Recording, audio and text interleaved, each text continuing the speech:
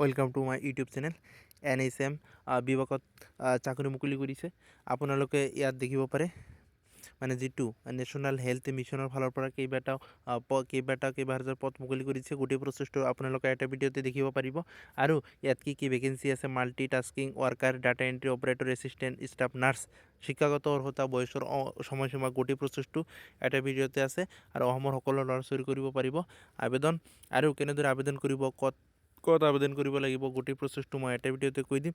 আপোনালোকে যদি ফাৰ্ষ্ট টাইমৰ কাৰণে মোৰ ভিডিঅ'টো চাইছে তেনেহ'লে ছাবস্ক্ৰাইব কৰি ল'ব, কিয়নো ডেইলি এটা দুটা আপোনালোকৰ আপডেট ইনফৰমেশ্যন ভিডিঅ' দিয়ে থাকোঁ আপোনালোকৰ সুবিধাৰ কাৰণে। আৰু আপোনালোকে যদি মোৰ ভিডিঅ'টো চাই ভাল পায় তেনেহ'লে লাইক এটা কৰি দিব। গোটেই প্ৰচেছটো মই এটা ভিডিঅ'তে আপোনালোকৰ সুবিধাৰ কাৰণে কৈ দিম। ভিডিঅ'টো সম্পূৰ্ণলৈকে আপোনালোকে চাই থাকক। চাই থাকিলে আপোনালোকে সম্পূৰ্ণলৈকে বুজি পাব। হ'ব, চাই থাকক। নমস্কাৰ, আপোনালোকৰ মাজত আৰু এটা গুৰুত্বপূৰ্ণ ভিডিঅ' আনিছোঁ। ভিডিঅ'টো আপোনালোকে সম্পূৰ্ণ বা শেষলৈ চাই থাকিব, কিয়নো ইম্পৰ্টেণ্ট ভিডিঅ' হয়। NHM ৰিক্ৰুইটমেণ্ট হয় 2026 notification out for DEO assistant and other post vacancy হয়। শিক্ষাগত অৰ্হতা এডুকেশ্যন, মানে শিক্ষাগত অৰ্হতা এডুকেশ্যন যিটো কোৱালিফিকেশ্যন হয়, আৰু বয়সৰ সময়সীমা, গোটেই প্ৰচেছটো আপোনালোকক দেখুৱাম। আপোনালোকে গোটেই ভিডিঅ'টো সম্পূৰ্ণলৈ চাই থাকিব। কোনটো বিভাগত কিমান পোষ্ট আছে গোটেইখিনি প্ৰচেছটো আপোনালোকক কৈ দিম, আপোনালোকে চাই থাকক। ইয়াত দেখা কি আছে, the national health mission has issue notification for recruitment to various post data entry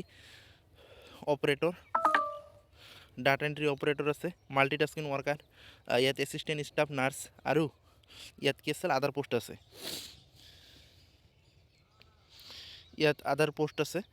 so' the candidate who are eligible for this NHM recruitment 2026 notification out for DEO assistant other post vacancy interested they can apply online through official website. Interested and eligible candidate for NHM recruitment 2026 can get complete information ইয়াত দিয়া আছে। আপোনালোকে ইয়াত mention কৰি আছে complete ডিটেইলছটো, আপোনালোকে চাব পাৰে। ইয়াত কি আছে দেখিব পাৰে, NHM ৰিক্ৰুইটমেণ্ট 2026 নটিফিকেশ্যন আছে, যিটো মানে ভেকেঞ্চি ডিটেইলছৰ বিষয়ে ইয়াত কৈ আছে। অৰ্গেনাইজেশ্যন যিটো নেম হয় নেশ্যনেল হেল্থ মিছন হয়। NH ফুল ফৰ্ম কি, নেশ্যনেল হেল্থ মিছন হয়। আৰু পোষ্ট যিটো নাম আছে ডাটা এণ্ট্ৰি অপাৰেটৰ আছে, মাল্টিটাস্কিং ৱাৰ্কাৰ আছে, assistant, staff nurse and others. ইয়াত নাম্বাৰ অফ পোষ্টটো ইয়াত কি আছে মেনশ্যন কৰি দিয়া নাই কিমানটা পোষ্ট আছে। আৰু এপ্লাই যিটো ষ্টাৰ্ট 12 জানুৱাৰীৰ পৰা ষ্টাৰ্ট হ'ব, হৈ গৈছে। আৰু এপ্লাই যিটো লাষ্ট ডেট হয় 16 জানুৱাৰীলৈকে আপোনালোকে সেইটো এপ্লাই কৰিব লাগিব। আৰু এপ্লাই মোডটো অফলাইনৰ জৰিয়তে এপ্লাই কৰিব লাগিব।